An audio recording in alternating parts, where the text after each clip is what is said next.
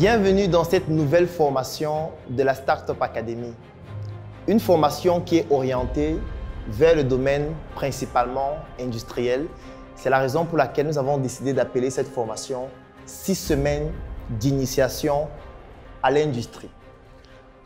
Dans cette formation, tous les mots-clés sont extrêmement importants. Ça signifie que pendant 6 semaines qui seront fragmentées, semaine après semaine, c'est-à-dire les 2 premières semaines, nous allons parler du secteur primaire. Ensuite, les 2 prochaines semaines, nous allons parler du secteur secondaire et les 2 dernières semaines du secteur tertiaire. Pendant toutes ces 6 semaines, nous allons principalement parler de l'industrie. Mais le mot-clé initiation est un mot-clé extrêmement important. Pourquoi? Parce qu'en réalité, il s'agit d'une initiation à l'industrie. Ça veut dire que c'est une formation qui est orientée vers les personnes qui n'ont pas forcément des connaissances profondes en ce qui concerne l'industrie, qui sont encore novices de ce que c'est que l'industrie, qui ne connaissent pas encore les rouages de l'industrie, qui souhaitent découvrir les opportunités qui se présentent dans le domaine industriel et qui souhaitent saisir ces opportunités en y investissant de l'argent. C'est la raison pour laquelle nous avons décidé de l'appeler 6 semaines d'initiation à l'industrie. Ça ne signifie pas qu'après les 6 semaines, vous allez être un expert industriel. Ça signifie que vous aurez tous les rouages pour vous lancer dans les 5 principaux secteurs d'activité qui font l'objet de cette formation.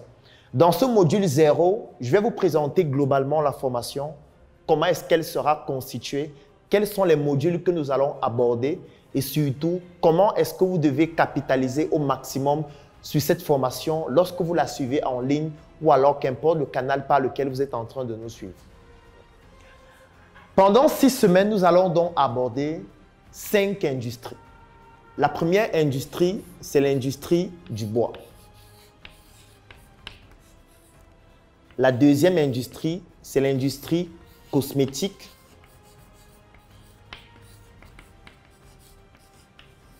La troisième industrie, c'est l'industrie des mines. La 4e industrie, c'est l'industrie agroalimentaire.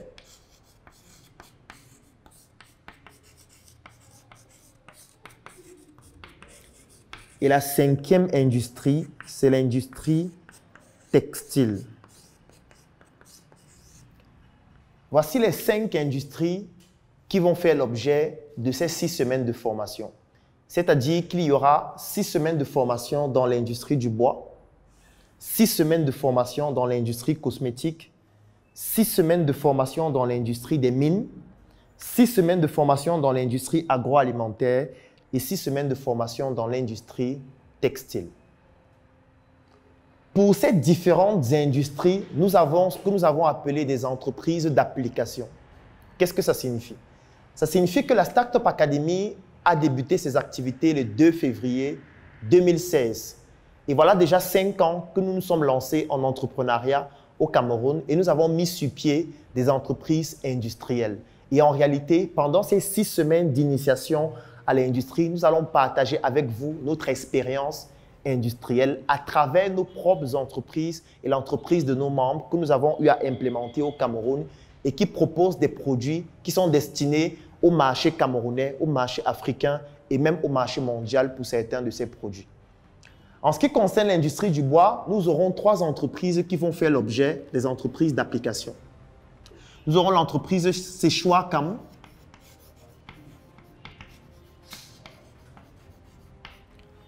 et nous aurons l'entreprise Muisa. Une 3e entreprise va aussi intervenir au niveau de l'industrie du bois, c'est l'entreprise Wootech. Alors, l'entreprise Séchoua-Cam, c'est une entreprise qui intervient beaucoup plus dans le secteur secondaire de l'industrie du bois. Nous allons en parler tout à l'heure. L'entreprise Muisa aussi, c'est dans le secteur secondaire. Et l'entreprise Wootech, c'est dans le domaine du secteur tertiaire. L'entreprise Séchoua-Cam est beaucoup plus spécialisée dans la transformation du bois, notamment dans une étape fondamentale qui s'appelle le séchage.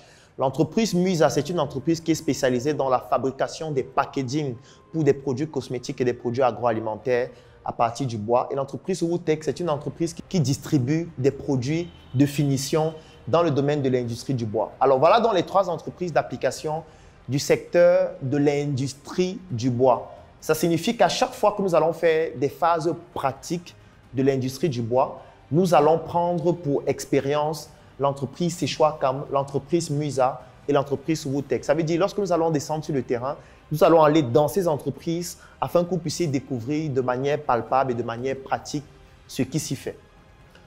En ce qui concerne l'entreprise, ou plutôt l'industrie cosmétique, nous aurons des entreprises d'application comme l'entreprise Startup Cosmétique,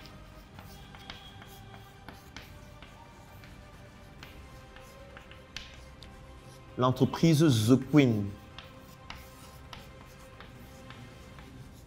Voilà les deux principales entreprises d'application du domaine cosmétique.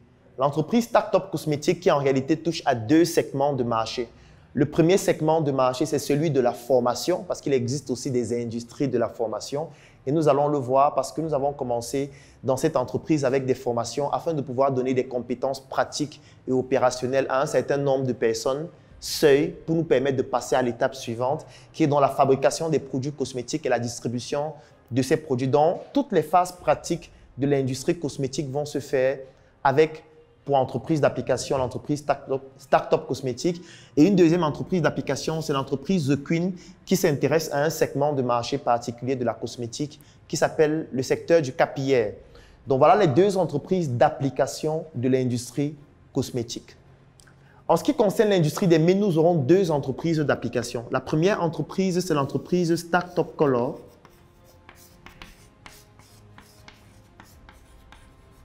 Et la deuxième entreprise, c'est l'entreprise de maison. Alors, Startup Color, que nous sommes déjà en train d'utiliser pour faire cette formation, notamment cette craie que j'utilise, elle est fabriquée par l'entreprise industrielle Startup Color, qui est une des entreprises de la Startup Academy. Et vous devez vous en douter que la craie, c'est un produit manufacturé qui dérive de l'industrie minière. Donc, l'entreprise d'application de la formation en ce qui concerne l'industrie des mines, nous aurons l'entreprise Startup Color qui fabrique des produits comme de la craie et nous aurons l'entreprise de maison qui fabrique des produits comme de la peinture que vous voyez dans les différents sièges de la Startup Academy. Donc voilà donc les deux entreprises du domaine industriel axées sur les mines qui vont faire l'objet de la partie pratique de la formation. Ça signifie que pour toutes les phases pratiques, nous allons descendre dans l'entreprise Startup Color et dans l'entreprise de maison pour que vous puissiez voir de manière opérationnelle comment est-ce qu'on fabrique des produits industriels qui dérivent de l'industrie des mines en partant de la matière première jusqu'à sa distribution du produit manufacturé qu'on obtient. La quatrième industrie, c'est l'entreprise, ou plutôt c'est l'industrie agroalimentaire. Et dans l'industrie agroalimentaire, nous avons trois principales entreprises d'application. La première entreprise d'application, c'est l'entreprise Startup Food.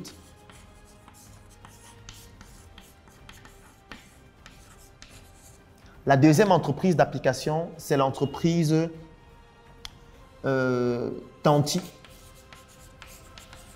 qui en réalité est l'entreprise NT Foods.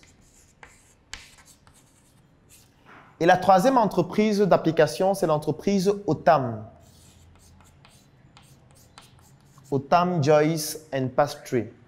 Alors, Startup Food, c'est une entreprise industrielle de la Startup Academy qui propose sur le marché des produits agroalimentaires, notamment comme notre marque de chocolat Choco et plusieurs autres produits agroalimentaires que nous sommes en train de développer. L'entreprise NT Food Tanti, dont le directeur général, c'est Thierry Niamen, qui sera aussi un des formateurs de cette formation. Nous allons descendre à l'usine afin de vous faire découvrir les produits agroalimentaires qui sont fabriqués dans cette usine d'un de nos membres aussi. Et surtout l'entreprise Otam, qui est une entreprise qui est beaucoup plus spécialisée dans l'industrie agroalimentaire, des boissons et de la pâtisserie. Donc voilà les trois entreprises agroalimentaires d'application de l'industrie agroalimentaire. Ça signifie que pour toutes les phases pratiques de l'industrie agroalimentaire, nous allons aller dans une de ces entreprises afin de vous faire découvrir comment est-ce que nous partons de la matière première agroalimentaire jusqu'aux produits manufacturés en finissant par la distribution de ces produits agroalimentaires pour que vous puissiez toucher du doigt ce qui se fait de manière opérationnelle sur le marché camerounais. Et enfin, l'industrie du textile, c'est une industrie qui aura pour entreprise d'application sur mesure et pour entreprise d'application Royal G. Alors, sur mesure que je porte actuellement sur moi, y compris la chaussure que j'ai, et Royal J, qui est aussi une entreprise qui est spécialisée dans l'industrie de la mode. Ce sont les deux entreprises d'application qui vont faire l'objet de l'industrie des textiles durant les 6 semaines de la formation. Ça signifie que lorsqu'il s'agira de vous montrer comment passer du coton à un tissu, du tissu à une chaussure et d'une chaussure dont on crée une marque et on commercialise cette chaussure à travers le monde. C'est cela qui va faire l'objet de cette formation industrielle dans le domaine des textiles. Et les entreprises d'application qui le pratiquent déjà à merveille, ce sont les entreprises sur mesure et l'entreprise Royal J Industries. Donc voilà globalement les 5 industries qui vont faire l'objet de cette formation industrielle avec les différentes entreprises d'application parce que la formation se veut purement pratique. Ça signifie que durant chaque semaine, nous aurons des parties pratiques et des parties théoriques. Pourquoi est-ce qu'on associe toujours les deux? C'est parce que pour quelqu'un qui est dans l'initiation, parce qu'il s'agit bien de l'initiation, s'il s'agissait d'une formation profonde en industrie avec une cible de personnes qui ont déjà des bases industrielles, on ne devait pas parler d'initiation, on devait directement aller dans les usines, aller dans les industries, montrer des choses purement techniques. Mais ici, il est d'abord question d'expliquer des notions de base dans le domaine industriel afin de permettre à tous ceux qui ne comprennent rien de l'industrie, qui se disent que l'industrie est très complexe, est quelque chose j'ai envie de dire, de sacré, ou alors de calé sur le plan de l'information ou d'obscur même. Il y a une sorte d'obscurantisme dans le domaine industriel. Le but de cette formation a pour but, dans un premier temps, d'enlever toutes les barrières psychologiques qui empêchent la plupart des personnes de se lancer dans le domaine industriel et surtout de leur donner les outils, les atouts et les opportunités dans 5 secteurs d'activité qui pourraient leur permettre de pouvoir enfin se lancer. Donc le décor est planté. Je viens de vous présenter les 5 industries qui vont faire l'objet de la formation industrielle pendant les 6 semaines. Et maintenant, je vais vous présenter ce qu'on appelle le système productif, c'est-à-dire les 3 principales étapes fondamentales de la formation. Parce qu'en réalité, ces 6 semaines seront divisées en 3. Nous aurons 2 semaines de secteur primaire, 2 semaines de secteur secondaire et 2 semaines de secteur tertiaire. Et ce sont ces 3 secteurs qu'on appelle dans le système productif.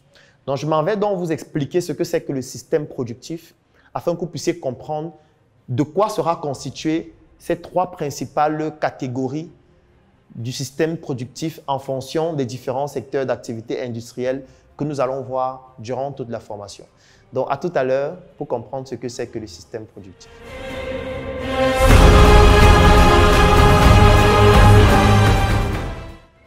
Maintenant, je vais vous présenter ce qu'on appelle le système productif. En réalité, le système productif, c'est le cœur de toute cette formation de 6 semaines d'initiation à l'industrie. Parce que pendant toutes les 6 semaines, nous n'allons parler que du système productif.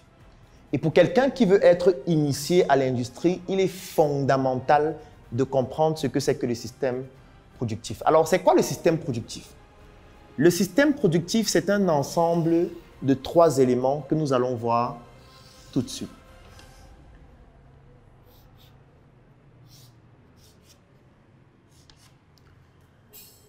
En réalité, le système productif, ce sont les étapes à travers lesquelles nous réussissons à passer d'une matière première jusqu'à obtenir un produit manufacturé que nous allons ultérieurement distribuer sur le marché et qui va donc permettre de pouvoir développer le secteur industriel en fonction donc des 5 secteurs industriels que nous avons choisis pour la formation.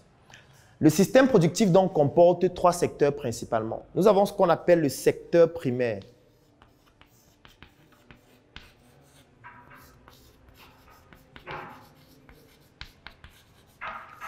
Ensuite, nous avons ce qu'on appelle le secteur secondaire.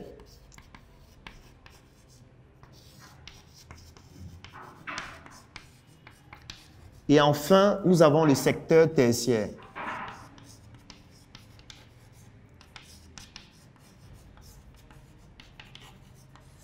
Alors, à partir d'ici, il est fondamental de comprendre attentivement tout ce que je vais expliquer. Le système productif comporte principalement 3 secteurs. Le secteur primaire, le secteur secondaire et le secteur tertiaire.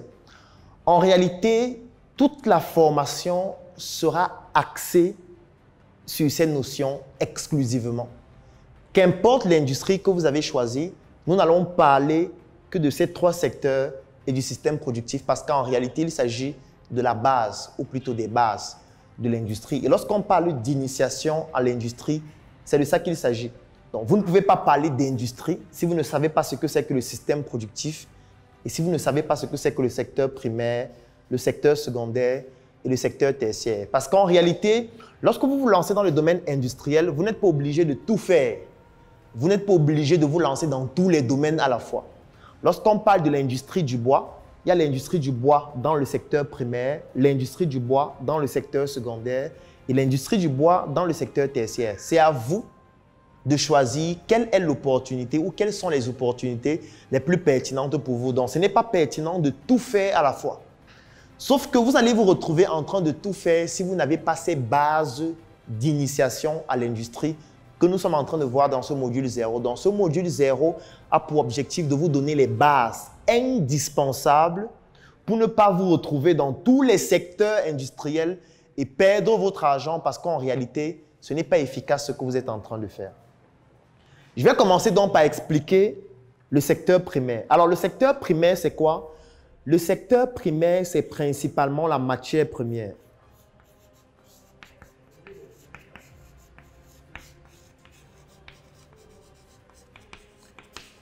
Le secteur primaire, c'est la matière première. Qu'est-ce que ça signifie?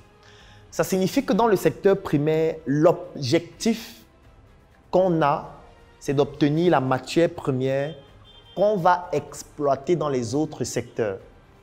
Ça signifie que pour l'industrie du bois, il s'agit d'obtenir la matière première. Pour l'industrie textile, il s'agit d'obtenir la matière première. Pour l'industrie agroalimentaire, pour l'industrie cosmétique, pour toute forme d'industrie, il faut toujours vous poser la question, quelles sont les matières premières de ce secteur industriel? Parce que sans ces matières premières, il est impossible de passer au secteur secondaire qui va s'agir de la transformation de la matière première. Donc, à chaque fois que vous voulez vous lancer dans un secteur d'activité industrielle, posez-vous toujours la question, en ce qui concerne le secteur primaire, quelles sont les matières premières de ce secteur industriel ou de ce segment de marché industriel afin de pouvoir réfléchir maintenant de manière opérationnelle sur les méthodes qui vous permettent d'acquérir ces matières premières. Parce qu'en réalité, il y a plusieurs méthodes pour obtenir les matières premières. Je vais prendre un exemple d'industrie comme l'industrie des mines. Dans l'industrie des mines, nous aurons des matières premières comme le calcaire qu'on utilise pour fabriquer un produit manufacturé comme la craie. Dans l'industrie des mines, on aura des matières premières comme l'or, comme l'argent, comme le diamant.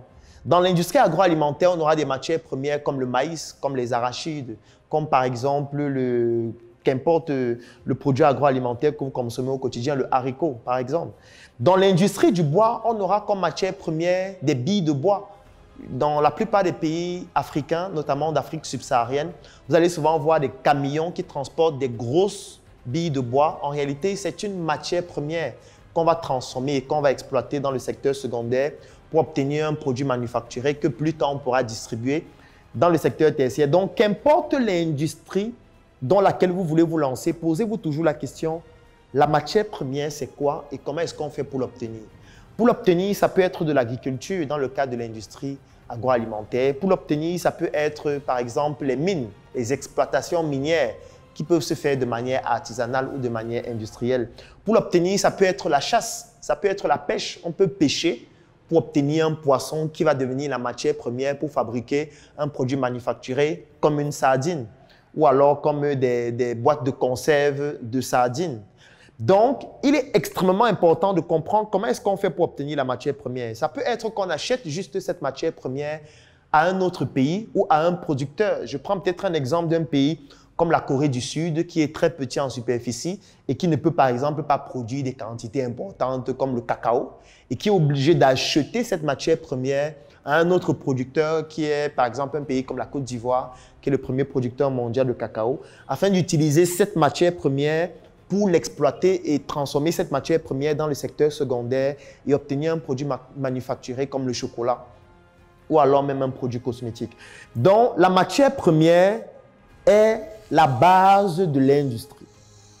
Sans matière première, il n'y a pas d'industrie.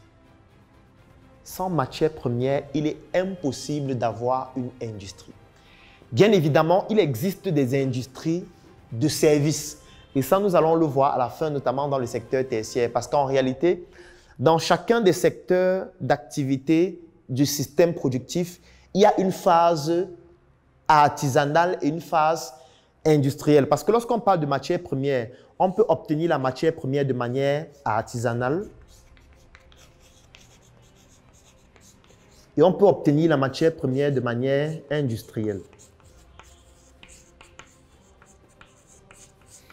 De manière artisanale, qu'est-ce que ça signifie? Si je prends un secteur d'activité industrielle comme l'agroalimentaire, si vous avez votre plantation d'1 hectare de maïs et que vous allez au champ, vous labourez votre champ après avoir défriché, vous cultivez votre maïs, ensuite vous venez récolter votre maïs quelques mois après, vous mettez dans des sacs et vous partez maintenant distribuer ce maïs dans un marché. Ça, c'est ce qu'on appelle la production artisanale de la matière première parce que la quantité de maïs que vous produisez est très faible et vous procédez vous-même ou avec vos équipes par toutes les étapes qui permettent d'obtenir la matière première à la fin. Ce qui fait en sorte que cette matière première en général coûte très cher, elle prend beaucoup de temps afin de pouvoir être disponible. C'est ça qu'on appelle la production artisanale de la matière première. C'est un peu comme dans le domaine des mines. Lorsque vous avez une exploitation artisanale d'une exploitation minière, comme un pays comme le Cameroun, dans lequel l'exploitation minière est exclusivement artisanale et est dédiée, ou plutôt est réservée uniquement aux Camerounais. C'est la raison pour laquelle parfois nous voyons dans notre pays des Chinois qui prennent la nationalité camerounaise pour exploiter cette loi. Parce que c'est une loi de protectionnisme qui permet de protéger notre matière première minière et ne pas permettre aux étrangers de venir exploiter ça de manière industrielle au détriment, par exemple, des autochtones de la région en question. Donc, et nous allons nous rendre compte qu'il y a dans certaines régions du Cameroun et de l'Afrique où des personnes entrent dans des exploitations minières à main nue, chercher des mines, parfois creusent, parfois fouillent dans de l'eau avec des tamis pour pouvoir trouver par exemple de l'or ou alors toute autre forme de matière première comme le diamant. C'est ça qu'on appelle une exploitation artisanale. Alors que l'exploitation industrielle, nous allons voir dans certaines exploitations où il y a des gigantesques machines qui vont procéder de manière très rapide et de manière abrasive dans le but de pouvoir obtenir une matière première, cette fois de manière industrielle, de manière beaucoup plus rapide, sans forcément utiliser plusieurs ressources humaines. Donc, pour obtenir la matière première, il y a deux méthodes. On peut l'obtenir de manière artisanale ou de manière industrielle. Même dans le cas de l'industrie agroalimentaire, l'obtention de la matière première de manière industrielle, c'est lorsqu'on industrialise l'agriculture.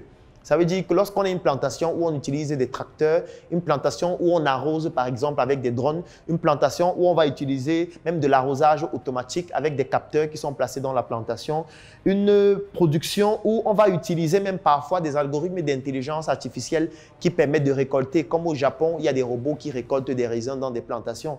Donc là, nous sommes déjà dans une exploitation industrielle où on va produire sur des quantités ou alors des superficies extrêmement importantes. Vous allez voir des entreprises qui exploitent des superficies de 5 000 hectares, 10 000 hectares, 20 000 hectares. Et vous vous rendez compte que lorsqu'on atteint déjà cette échelle, on ne peut plus produire de manière artisanale. Et l'élément fondamental qui différencie l'artisanat de l'industrie, c'est ce qu'on appelle la division du travail. La division. Produire de manière industrielle signifie qu'on divise les principales étapes qui permettent d'arriver au produit fini et que ces différentes étapes-là sont faites de manière autonome. Ça veut dire qu'il n'y a plus quelqu'un qui se charge de faire toutes les étapes du début jusqu'à la fin. Mais dès qu'on a fini de diviser les étapes, on fait en sorte que les personnes qui travaillent dans l'industrie ne se concentrent que sur certaines étapes pour éviter déjà qu'on ne puisse pas avoir un ralentissement dans le processus et surtout que le produit à la fin soit toujours identique. Moi, dernièrement, j'étais dans une usine qui fait dans l'imprimerie et dans cette usine, je rencontrais des personnes qui étaient chargées uniquement de couper du papier. Ça veut dire que ce sont des personnes qui, à longueur de journée, vont prendre un papier qui a une certaine dimension, vont poser ce papier sur une machine qui va couper le papier en deux. Et dès que le papier est coupé, cette personne va prendre ces papiers coupés pour donner à une autre personne. Et ce travail sera fait de manière répétitive tous les jours. Ça veut dire que la personne ne s'intéresse pas à ce qui se produit après, comme c'est le cas dans l'artisanat. Parce que dans l'artisanat, vous allez couper le papier, ensuite vous allez aller coller le papier, ensuite vous allez aller imprimer, vous allez faire toutes les étapes du début jusqu'à la fin, ce qui ralentit le processus et ce qui ne permet pas d'avoir un produit identique à la fin, ce qui fait en sorte que le produit final est extrêmement coûteux parce que la production est trop lente et n'est pas importante en termes de volume. Alors que dans la production industrielle, l'objectif, c'est de réduire de manière considérable le coût d'acquisition de la matière première et tout notamment le coût de production aussi du produit qu'on va obtenir à la fin. Parce que le challenge dans l'industrie, c'est de réduire le coût de production. Si on a un coût de production qui est faible, on aura donc des marges qui sont élevées. Si moi, je suis un producteur agroalimentaire et que je fabrique par exemple une boisson par exemple à base d'ananas, pour que je sois compétitif, il faudrait que le coût de production de ma boisson soit faible. Parce que si je dois vendre ma boisson, par exemple, à 500 francs, si je dois vendre ma boisson à 500 francs pour 1 litre, plus j'aurai un coût de production faible et plus je vais gagner de l'argent. Parce que si mon coût de production, c'est 100 francs et qu'en intégrant toutes les autres charges numéraires et non numéraires, je me retrouve à 250 francs, ça veut dire que j'ai une marge brute de 250 francs par bouteille. Ça veut dire que si je réussis à diminuer mon coût de production qui était de 100 francs et je passe à 50, juste parce que j'ai industrialisé la manière dont j'obtiens la matière première ou juste parce que j'ai acheté la matière première en gros, parce que c'est aussi un élément qui est important. Comme je le disais, pour obtenir la matière première, on n'est pas obligé de produire soi-même, on peut acheter. Et vous savez que lorsqu'on achète en détail et on achète en gros, en achetant en gros, le produit à l'unité est beaucoup plus faible. Si vous allez dans un marché, vous dites que vous voulez acheter 2 kilos d'arachides par rapport à quelqu'un qui vient acheter un camion d'arachides. Celui qui achète le camion, lorsqu'on va prendre son coût et qu'on va amener ça à l'unité au kilo, vous allez vous rendre compte que son unité au kilo est beaucoup plus faible que vous qui achetez 2 kilos d'arachides. Ça veut dire que si lui qui achète le camion d'arachides se met à produire par exemple de la pâte d'arachide, il aura un coût de production beaucoup plus faible que vous qui achetez 2 kilos d'arachides, ce qui fait donc en sorte que sur le marché, il sera plus compétitif. Parce que non seulement il pourra avoir le même prix que vous, il pourra même baisser le prix si nécessaire. Et à chaque fois, il aura des marges beaucoup plus importantes parce qu'il a compris que tout se joue au niveau du volume. Plus le volume est important et plus c'est pertinent et plus c'est rentable. C'est la raison pour laquelle partout dans le monde, on travaille à optimiser les coûts de production pour les rendre industriels. Au début, ce n'était pas la mécanisation, c'était la première révolution industrielle. Après la mécanisation, on est passé à l'électricité qui a permis de pouvoir créer des chaînes de production. Après l'électricité, on est passé à la troisième révolution industrielle, à savoir l'automatisation. C'est-à-dire, on ne veut plus avoir seulement des êtres humains qui sont en train de travailler partout, on veut automatiser certaines tâches. Après l'automatisation, on est même passé à la délégation de la production, c'est-à-dire que désormais, on va décentraliser la production dans un autre pays. C'est le cas par exemple en Asie, où la plupart des producteurs dans le monde ont des usines en Asie, partenaires, qui produisent pour eux. C'est ce qu'on appelait la révolution 3.5. Et aujourd'hui, on est dans une révolution industrielle qui s'appelle la 4e révolution industrielle, qui fait intervenir l'intelligence artificielle et qui rend, même dans certains secteurs d'activité, obsolète certaines personnes. Parce qu'aujourd'hui, on est capable de construire une maison sans être humain. Aujourd'hui, on est capable de pouvoir fabriquer un produit sans qu'un être humain n'intervienne. Aujourd'hui, on est capable de fabriquer un hamburger sans qu'un être humain n'intervienne. Aujourd'hui, on est capable de préparer un menu de cuisine sans qu'un être humain n'intervienne. Et ça, c'est la 4e révolution industrielle. Et pourquoi est-ce qu'il y a ces révolutions industrielles? C'est parce qu'on est constamment à la recherche de la production efficiente, c'est-à-dire une production qui nous permet d'obtenir le produit manufacturé en dépensant le moins de ressources possible. Et si vous n'êtes pas capable de vous arrimer, de vous actualiser par rapport à ces révolutions qui sont en train de se produire, vous ne serez jamais compétitif. Si vous pensez qu'il faut aller au champ avec la houe, avec la machette et que vous allez produire de manière artisanale sur 1 hectare, 2 hectares, 3 hectares, vous aurez toujours une matière première qui est extrêmement élevée. Et si votre matière première vous revient à un coût élevé, ça signifie que dans le secteur secondaire, quand vous allez transformer cette matière première, vous aurez un produit manufacturé qui est aussi à un coût très élevé parce que la matière première était élevée. Ça signifie que dans le secteur tertiaire, vous ne serez pas compétitif. Vous allez vendre un produit qui coûte cher. Ou alors même dans le secteur primaire, si vous voulez vendre votre produit, étant donné que vous avez utilisé un moyen artisanal pour l'obtenir et que le coût est donc élevé, vous allez avoir une matière première qui coûte cher, qui n'est pas compétitive par rapport aux autres qui ont industrialisé le processus de production de leur matière première. Donc ici, il est important de comprendre que dans le secteur primaire, dont l'objectif fondamental, c'est d'obtenir la matière première, il y a deux éléments fondamentaux à retenir. C'est la production artisanale et la production industrielle. Vous pouvez commencer par la production artisanale pour maîtriser la production, pour comprendre les contraintes de la production, pour analyser tous les facteurs qui entrent en jeu dans la production, que ce soit des contingences internes ou externes. Oui, pour un début, c'est pertinent. Mais si vous voulez réellement vous lancer dans l'industrie, être compétitif et proposer des produits de qualité avec une production efficiente, c'est-à-dire avec un coût de production faible, vous devez absolument industrialiser le processus. Et pour industrialiser, il faut plus de ressources, que ce soit matérielles, que ce soit humaines, que ce soit financières, que ce soit technologiques, qui vous permettent de pouvoir obtenir un résultat beaucoup plus efficient. Et surtout, même si vous voulez acheter une matière première, en jouant sur les volumes, il vous faut plus d'argent. Et c'est donc à ce niveau que l'élément fondamental en industrie, c'est le fait de travailler ensemble.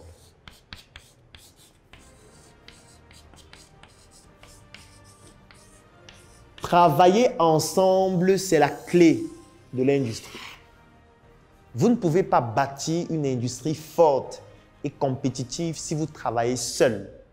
C'est totalement impossible. Et c'est parce que les autres ont compris ça qu'ils ont donc développé une industrie des services qui tourne autour de l'industrie qui s'appelle la bourse. Nous avons par exemple la bourse des matières premières où les matières premières font l'objet de la spéculation sur les marchés financiers. Et c'est à ce niveau que ça devient intéressant. Pourquoi est-ce que ça devient intéressant? Parce qu'en créant dans la bourse, ils ont réussi à standardiser les prix des matières premières, alors que c'est nous qui produisons la plupart des matières premières, ou alors c'est dans nos pays que la matière première se retrouve encore en quantité importante.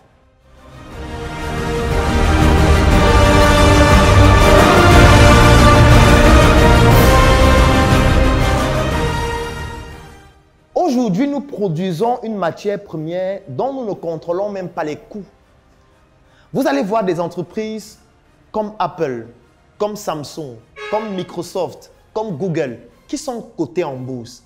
En fait, lorsqu'une entreprise est cotée en bourse, ça veut dire que vous, qui êtes en train de regarder cette vidéo, ou n'importe qui, vous pouvez prendre votre téléphone, aller investir dans cette entreprise-là, qu'importe votre nationalité, devenir actionnaire de cette entreprise-là, qu'importe l'endroit du monde où vous vous trouvez, et permettre donc à cette entreprise d'avoir de la trésorerie pour développer son activité de manière exponentielle à travers le monde. Ce que nous n'avons pas l'habitude de faire dans nos pays africains.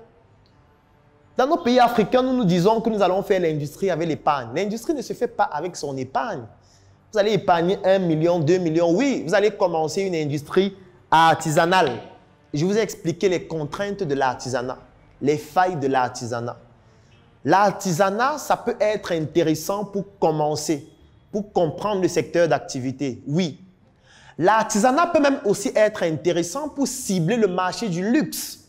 L'artisanat peut aussi intervenir parce que lorsqu'on parle du luxe, on parle du détail. Et le détail, ça prend du temps. Et vous pouvez donc décider de vous concentrer sur l'artisanat du luxe.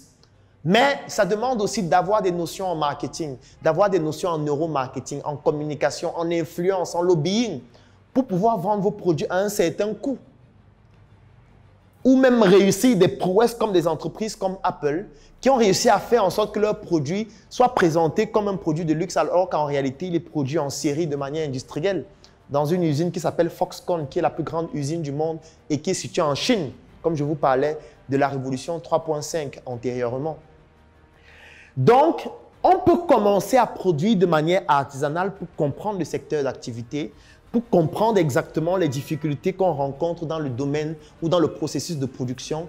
Mais nous devons comprendre que nous devons nous mettre ensemble si nous souhaitons produire de manière industrielle. Ça peut être à travers des tontines, comme l'ont fait nos ancêtres et comme le font plusieurs opérateurs économiques actuellement. Ça peut être à travers des associations ou des mouvements comme la Startup Academy, où on décide de se mettre ensemble pour faire des projets à une échelle beaucoup plus importante. Ça peut être à travers des levées de fonds, ça peut être à travers la bourse, ça peut être à travers toute autre forme d'initiative qui permet aux Africains de se mettre ensemble à travers le monde, parce qu'on n'a pas besoin d'être limité par une région géographique, mais de pouvoir jouer un rôle d'intelligence économique, qu'importe l'endroit où on se trouve.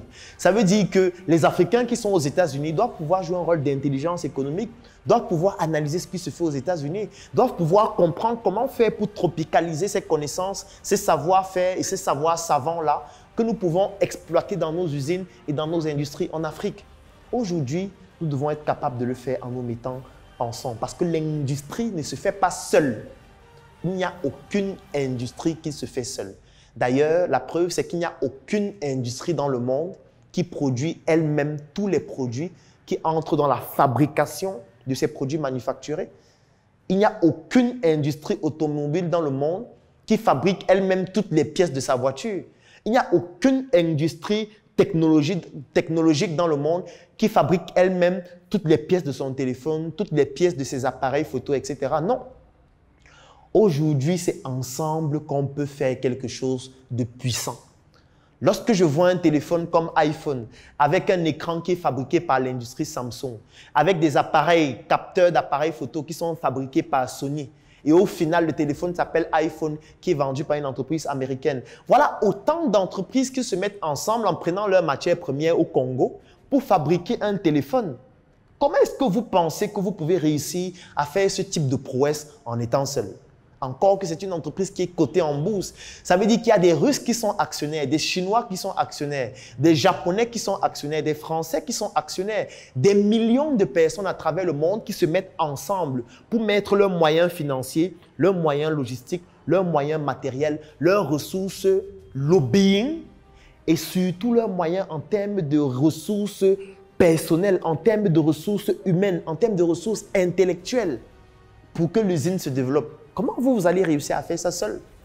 Ou avec votre frère, ou avec votre famille, ou votre voisin, ou alors votre camarade de classe. Vous pouvez commencer ensemble, mais vous avez le devoir de vous mettre ensemble pour créer des entreprises industrielles fortes. Parce que sans cela, c'est impossible de pouvoir réellement développer des industries fortes. Donc, comprendre le secteur primaire, c'est comprendre que c'est le secteur à travers lequel on réussit à obtenir la matière première. Et nous avons cette grâce d'être dans le continent qui comporte les plus grandes et les plus importantes matières premières du monde. Et le comprendre, c'est avoir tout compris. C'est comprendre qu'en réalité, l'Afrique, c'est le berceau des industries à travers le monde. Parce que c'est en Afrique que toutes les matières premières se trouvent. Et je vous ai dit que la matière première, c'est le socle de l'industrie. L'industrie, c'est le seul secteur d'activité qui peut permettre à un pays de se développer. Il n'y a aucun pays qui s'est développé sans l'industrie. Parce qu'en réalité, tout ce que nous faisons au quotidien découle de l'industrie. Ce tableau découle de l'industrie. Cette craie que j'ai en main découle de l'industrie. Ce vêtement que j'ai découle de l'industrie. Les chaussures que j'ai découlent de l'industrie. Ces carreaux qui sont au sol découlent de l'industrie. La peinture découle de l'industrie. Cette caméra qui est en train de filmer cette vidéo découle de l'industrie. Même le trépied qui porte cette caméra découle de l'industrie. En réalité, tout ce que nous faisons au quotidien, tout ce que nous utilisons au quotidien, tout ce que nous exploitons au quotidien découle de l'industrie. Et comment est-ce que vous croyez qu'il est possible de développer un pays sans travailler sur l'industrie, sans développer l'industrie? C'est absolument impossible. Donc, nous avons le devoir, si nous avons pour ambition de développer l'Afrique, de nous mettre ensemble afin qu'ensemble, nous puissions développer tous les secteurs de l'industrie, permettre au système productif d'être beaucoup plus puissant. Parce que dans un pays comme le Cameroun, le secteur, ou plutôt le système productif, est contrôlé à 54% par des étrangers, à 32% par l'État et à 14% environ par les nationaux. Et c'est une tendance qui est pratiquement corrélée dans plusieurs autres pays d'Afrique subsaharienne. Et ça, nous devons réussir à changer ça en nous intéressant à l'industrie, qui n'est pas enseignée dans notre système éducatif classique, malheureusement, mais à travers la Startup Academy, nous avons compris qu'il était urgent de nous intéresser à ce secteur d'activité. Et pour ne pas paraître des charlatans, nous nous sommes d'abord lancés nous-mêmes pendant 5 ans dans plusieurs secteurs d'activité. Nous avons créé nous-mêmes nos propres industries. Et aujourd'hui, à travers cette formation, 6 semaines d'initiation à l'industrie, nous partageons avec vous nos connaissances industrielles, nos lacunes industrielles, nos manquements industriels. Et nous sommes en train, à travers cette formation d'initiation à l'industrie, de vous stimuler à comprendre quelles sont les opportunités industrielles, opportunités qui vont vous permettre à vous de pouvoir vous aussi vous lancer et surtout à vous de pouvoir saisir les opportunités que nous retrouvons dans le système productif qui comporte le secteur primaire, le secteur secondaire et le secteur tertiaire. Donc, ce module 0 de la formation industrielle a pour objectif de vous donner ces éléments clés que nous allons exploiter tout au long des 6 semaines de formation qui vont vous permettre de pouvoir comprendre qu'en réalité, l'industrie est accessible à toute personne qui comprend ces notions de base. Et si vous comprenez ces notions de base, en réalité, vous pouvez vous lancer dans le domaine industriel et ensemble, nous pouvons construire des industries fortes. Une fois que j'ai expliqué ce que c'est que le secteur primaire, la matière première, la différence entre l'artisanat et l'industrie, je peux aisément passer au secteur secondaire parce qu'il est corrélé sur le secteur primaire. Donc, je n'aurai plus besoin d'expliquer en détail certaines notions que j'ai eu à expliquer antérieurement parce que vous allez directement comprendre et tout à fait aisément la suite de ce que je vais expliquer. Parce qu'en réalité, le secteur secondaire est basé sur la transformation.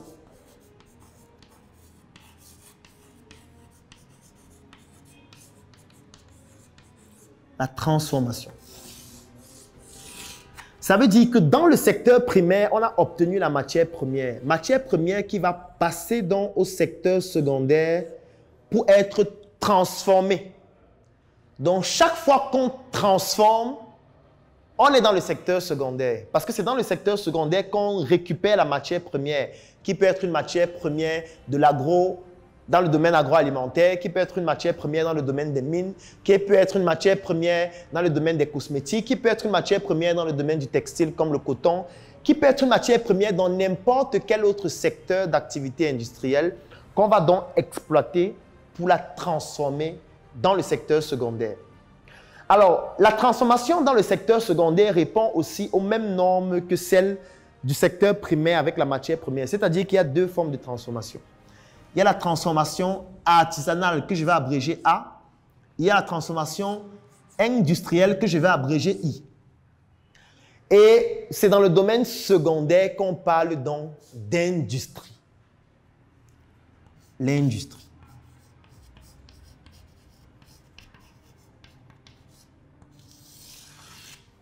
Lorsqu'on vous dit que quelqu'un c'est un industriel, en réalité, on est en train de parler en général du secteur secondaire. C'est vrai que si vous avez bien compris ce que j'explique depuis le début, on peut aussi parler d'industriel dans le secteur primaire et même dans le secteur tertiaire. Mais dans la croyance populaire, la notion qui retient toujours l'attention lorsqu'on parle d'industrie, c'est le secteur secondaire. Mais en réalité, il y a aussi l'industrie dans le secteur primaire et l'industrie dans le secteur tertiaire, notamment en ce qui concerne les services, comme on va le voir tout à l'heure.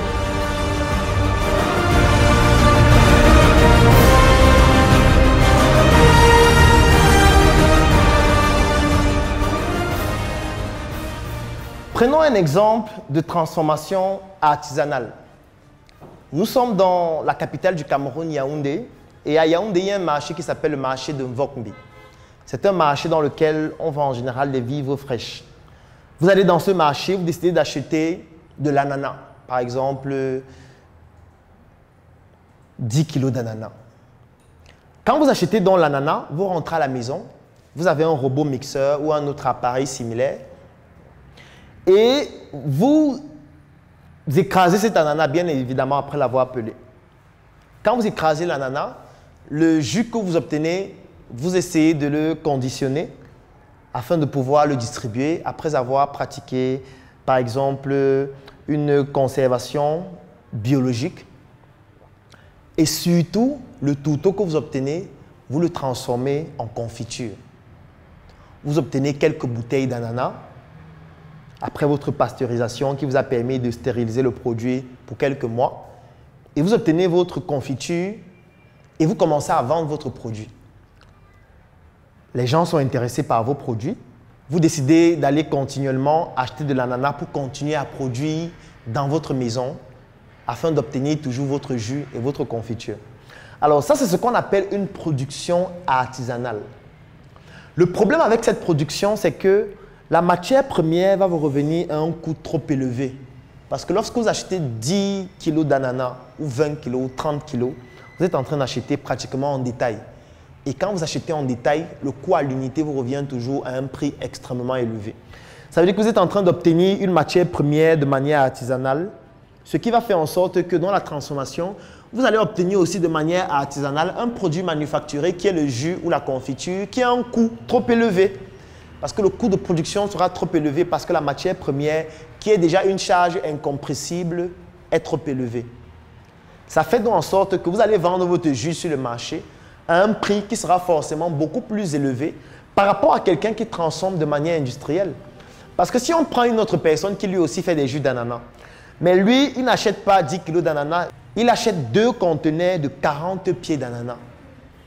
Ça veut dire qu'à l'unité, son ananas aura un coût beaucoup plus faible que vous qui achetez 10 kg, 20 kg, 30 kg. Ça veut dire que lorsqu'il va transformer son ananas de manière industrielle dans ses unités industrielles avec des machines beaucoup plus appropriées, il va obtenir un jus d'ananas et une confiture d'ananas qui aura un coût de production beaucoup plus faible que vous. Et il pourra donc vendre son produit à un prix beaucoup plus faible, ce que vous ne pouvez pas faire. Donc, si vous ne comprenez pas la différence qu'il y a entre la production artisanale et la production industrielle, en réalité, vous serez toujours hors jeu. Sauf si vous appliquez ce que j'ai présenté antérieurement, c'est-à-dire que vous produisez de manière artisanale pour une cible de luxe. Là, ça peut fonctionner. Ça veut dire que vous produisez de manière artisanale un produit sur lequel vous vous attardez énormément sur les détails dans le but de vendre ce produit à un prix extrêmement élevé à un segment de marché qui recherche uniquement ce type de produit et qui est prêt à payer un montant beaucoup plus élevé pour obtenir ce type de produit. Si c'est cela votre stratégie, oui, c'est pertinent. Mais si vous produisez de manière artisanale pour aller proposer votre produit dans un même site de distribution que les autres producteurs qui, eux, produisent de manière industrielle avec des coûts de production extrêmement faibles, là, c'est clair que vous n'allez jamais être compétitif et vous allez fermer et faire faillite tout naturellement. Donc, ne vous mettez pas en compétition dans un même segment de marché avec un producteur qui produit de manière artisanale ou alors de manière industrielle alors que vous êtes en train de produire de manière artisanale. Et c'est ce que j'ai expliqué antérieurement. Ça veut dire que l'artisanat doit être orienté pour un domaine de luxe si vous souhaitez que ça fonctionne. Et qui dit luxe dit qu'il y a un type de segment de marché que vous devez toucher. Et l'industrie, c'est pour toucher ce qu'on appelle le mass market, c'est-à-dire la grande population, la grande distribution, l'individu qui peut, avec très peu de moyens, obtenir le produit que vous êtes en train de proposer parce que le coût de production a été ramené à une échelle tellement infime qu'en réalité, on peut vendre le produit à un prix qui est accessible pour la plupart des gens, ce qu'on appelle le mass market. Donc ça, c'est le secteur secondaire qui comporte donc la transformation qui peut être artisanale ou industrielle.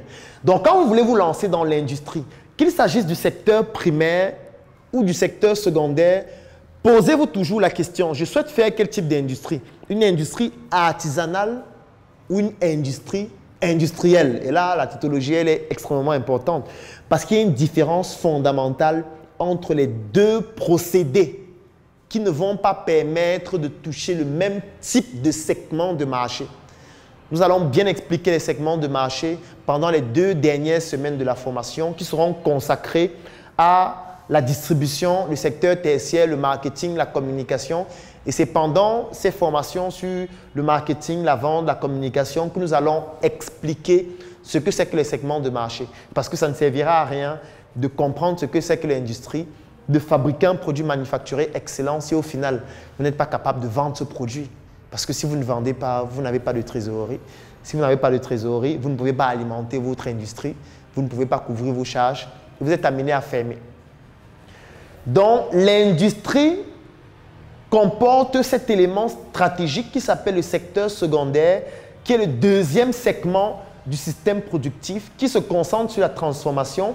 C'est cet endroit qu'on appelle donc l'industrie. Lorsqu'on parle de l'industrialisation d'un pays, c'est à ce niveau que ça se produit, c'est-à-dire la transformation de la matière première. Et lorsqu'on transforme la matière première, ça veut dire qu'on prend par exemple un maïs qu'on va écraser pour obtenir de la poudre. Ça veut dire qu'on va prendre par exemple des arachides qu'on va écraser pour obtenir par exemple de l'huile. Ça veut dire qu'on va par exemple prendre même j'ai envie de dire du piment qu'on va écraser pour obtenir du piment liquide.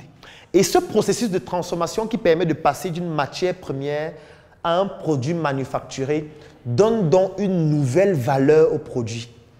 Ça veut dire que si la matière première coûtait 1500 francs le kilogramme, c'est un exemple, on va obtenir un produit manufacturé dont 500 grammes peut coûter parfois 10 000 francs. Je peux prendre l'exemple avec les produits cosmétiques. Parce que le kilo de cacao, parfois peut coûter 800 francs, 900 francs, 1000 francs. Il fluctue. Mais vous allez voir des bouteilles d'huile de 500 millilitres qui coûtent 10 000 francs, 15 000 francs, 20 000 francs, 25 000 francs. Et c'est dans cette plus-value qui est donc fondamentale et qui participe au mécanisme ou au processus de création de richesse. Donc c'est ça qu'on appelle la plus-value en économie.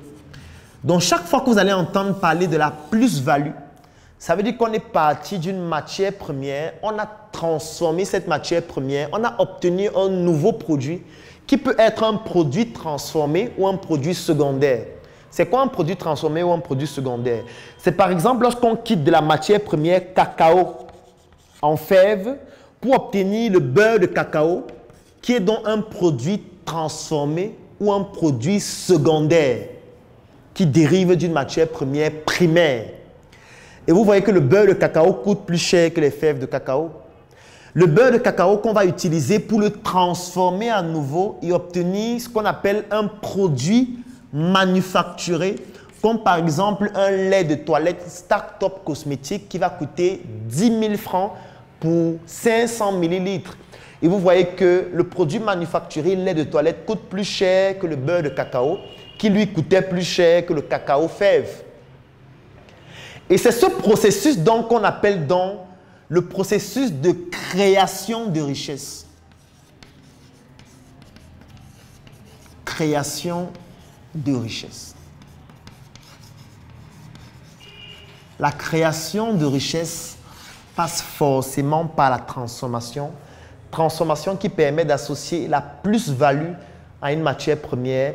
Et c'est donc l'ensemble des plus-values produites dans un pays qu'on appelle donc le PIB, le produit intérieur brut, PIB. Et c'est en fonction de cet indicateur, qui n'est pas le seul naturellement, il y a beaucoup d'autres indicateurs sur le plan économique, comme l'indice de développement, comme le produit national brut, etc. Mais le PIB est l'un des indicateurs fondamentaux qui permet d'évaluer la richesse produite dans un pays. Vous allez parfois entendre, on va vous dire, le Cameroun a un PIB de tel nombre de pourcents ou de tel nombre de milliards. C'est en fonction de la matière première transformée dans le pays ou alors de la valeur ajoutée qui a été produite dans le pays. Mais le problème dans notre pays ou dans notre continent, parce que notre pays c'est l'Afrique, c'est que ce secteur secondaire est contrôlé entièrement par les étrangers. Qu'importe le secteur d'activité. Si vous observez dans la plupart des pays d'Afrique subsaharienne, vous allez vous rendre compte que les entreprises qui exercent dans le secteur secondaire sont principalement des entreprises étrangères.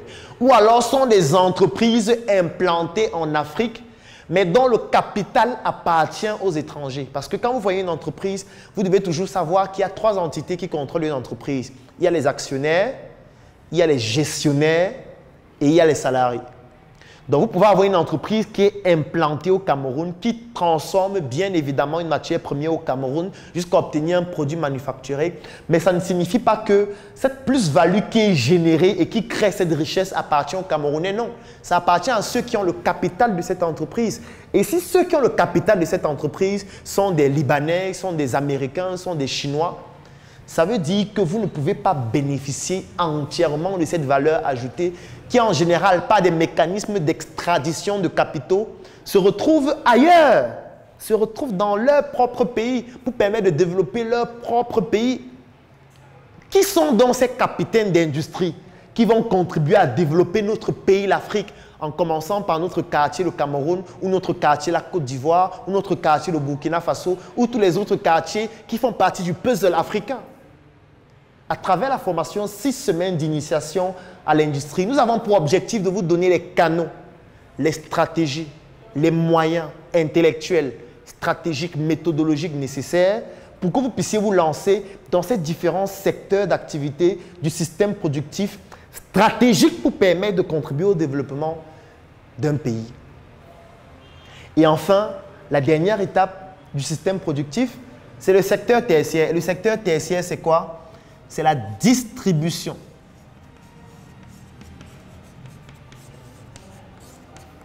La distribution. Parce que la distribution est fondamentale. Ça ne sert à rien d'obtenir une matière première, de la transformer, d'avoir des beaux laits de toilette si vous n'êtes pas capable de les vendre. Parce que c'est en vendant que vous obtenez la trésorerie. Trésorerie qui va permettre d'alimenter à nouveau tout le système. Parce que lorsqu'on va finir de vendre le produit, on va avoir la trésorerie.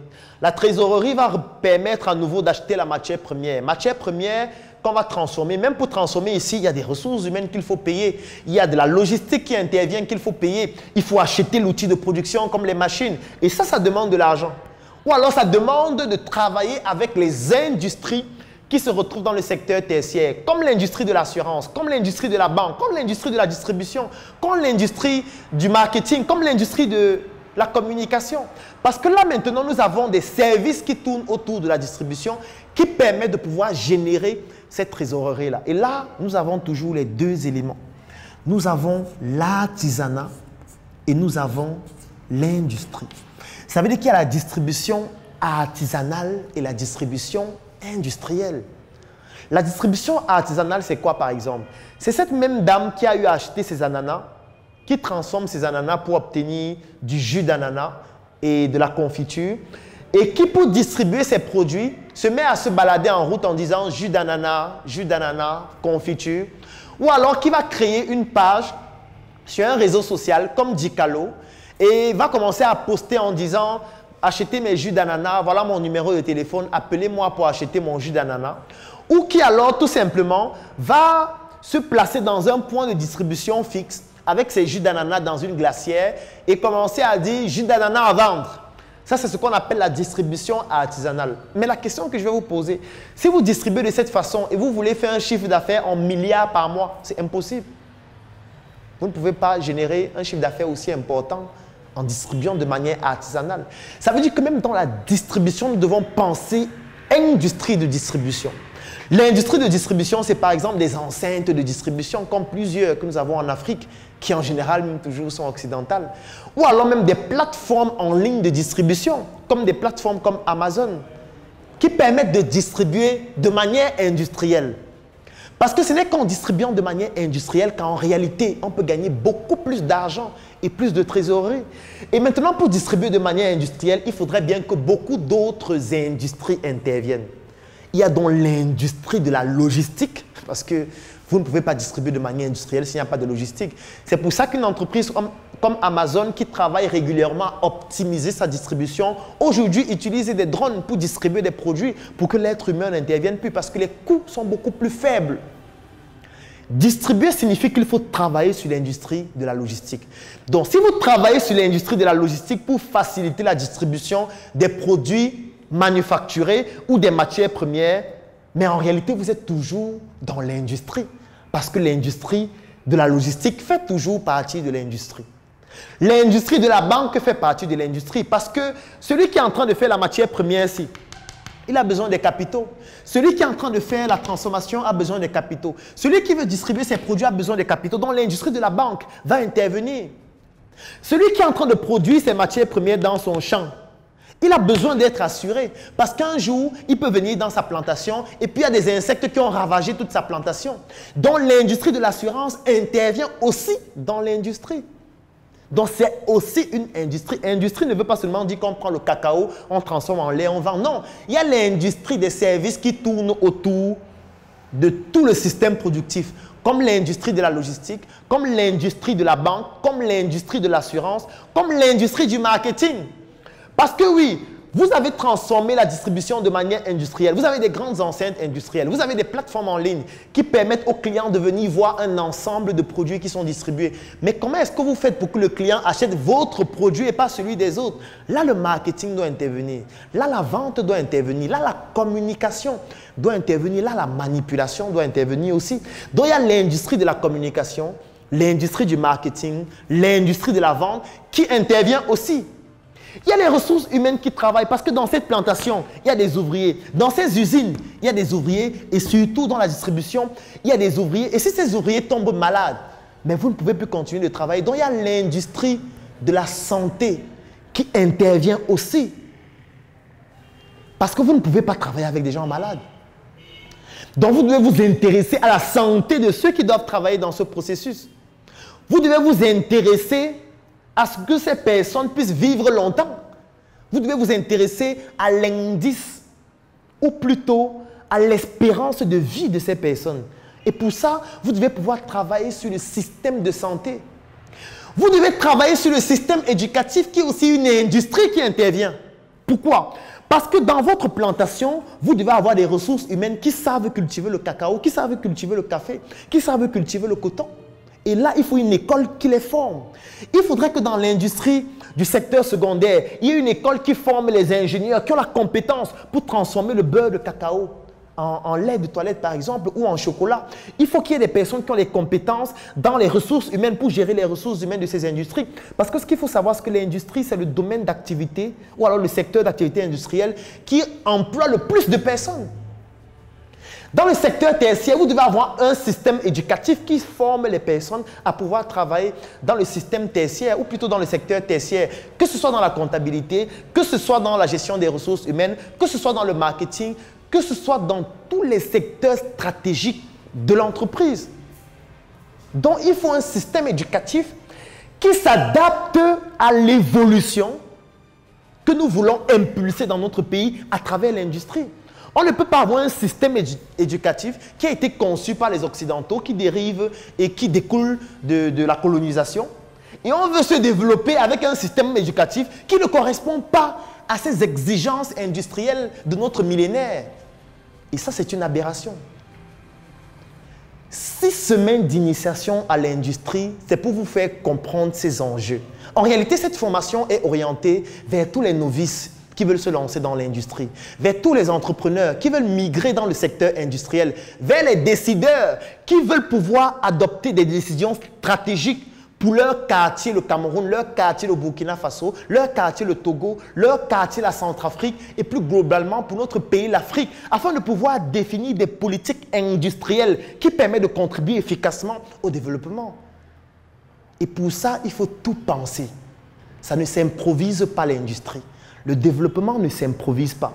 Donc, vous voyez que nous sommes partis de la matière première et là, nous sommes déjà en train de parler du système éducatif, du système de santé, du système bancaire, du système d'assurance, de l'industrie des services, de l'industrie de la logistique et de toutes les autres industries qui, en réalité, tournent autour de ce processus de création de richesses qui peut permettre de développer le produit intérieur brut d'un pays, ce qui va permettre à ce pays de s'imposer sur le plan économique et dans l'échiquier national et international.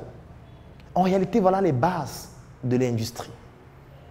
Et si vous ne comprenez pas ces bases, en réalité, vous êtes perdu d'avance. Vous ne pouvez rien. Vous allez parfois vous lancer dans l'industrie en vous disant que je suis en train de contribuer, mais si vous le faites de manière artisanale, même dans 500 ans, rien ne va se produire dans votre pays. Et pour ça, nous devons le faire ensemble.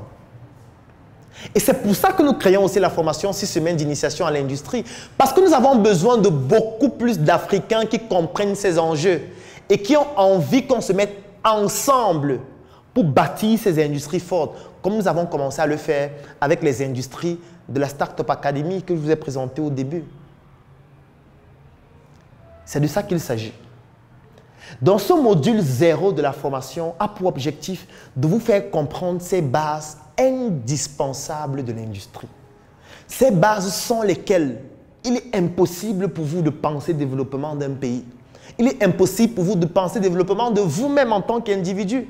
Parce que tout cela, il faudrait bien qu'il y ait des personnes qui soient développées intérieurement, de manière intrinsèque, de manière individuelle pour comprendre ces enjeux. Et là encore, la programmation neurolinguistique intervient. Parce qu'il faudrait programmer les personnes qui vont concevoir ces systèmes, qui vont gérer nos nations, qui vont gérer nos États, en comprenant les enjeux stratégiques derrière.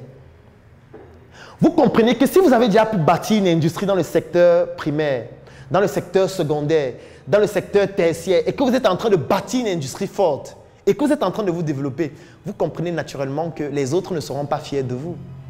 Les autres ne seront pas contents de savoir que vous êtes déjà en train de devenir autonome ou au moins d'avoir compris le principe d'interdépendance. Parce qu'en réalité, personne n'est autonome. Nous dépendons tous des autres. Mais nous devons aussi pouvoir nous imposer. Faire du lobbying. Parce qu'il y a aussi l'industrie du lobbying pour imposer le prix de nos matières premières, pour imposer nos produits sur le marché et pour imposer notre distribution et être compétitif. Et pour cela, il faut donc protéger cette industrie. Protéger ce système de création de richesse. Et pour protéger ça, il faut quoi? Il faut développer l'industrie de la sécurité. C'est pour ça que tout pays qui veut se développer doit développer son industrie de la sécurité. Doit développer l'énergie. Je vous ai dit que c'était la deuxième révolution industrielle. Après la mécanisation, c'est l'énergie. Parce qu'il est impossible de faire tout ça s'il n'y a pas d'énergie. Aujourd'hui, on a même déjà dépassé les centrales nucléaires. On parle même déjà de soleil artificiel.